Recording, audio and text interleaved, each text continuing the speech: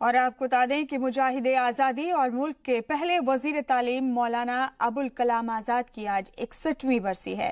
دلی جامع مسجد کے قریب موجود مولانا آزاد کے مزار پر آج قرآن خوانی کا انعقاد کیا گیا اور مولانا آزاد کو خراج عقیدت پیش کرنے کے لیے منی پور کی گورنر نسمہ ہیپت اللہ پہنچی۔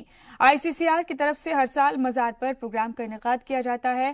بڑی بات ہے کہ آج کانگریس کا کوئی بھی بڑا لیڈر مولانا آزاد کے مزار پر نہیں پہنچا، جبکہ مولانا کانگریس کے صدر بھی تھے۔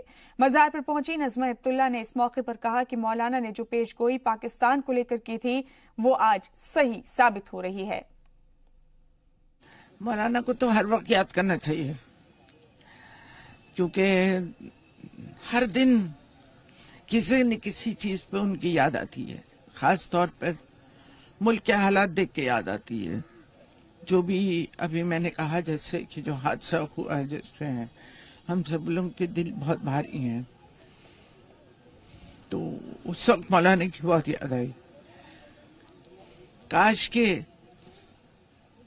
جب جو ہوا 47 میں وہ نہیں ہوتا تو اس طرح کے واقعات بھی نہیں ہوتے۔ اگر مولانا صاحب کی بات مانی جاتی سن 1940 سے یا سن 1922 سے، تو مجھے لگتا ہے ملک کے حالات آج وہ نہیں ہوتے جو ہیں، اور جو ہمارے یہ صرف 40 تو ابھی شہید ہوئے، مگر سینکڑوں جوان جو ہمارے شہید ہوئے ہیں، ان کی آتماؤں کو جہاں ہم شانتی کی امید کرتے ہیں، مگر یہ سوچتے ہیں کہ شاید وہ آج زندہ ہوتے ہیں۔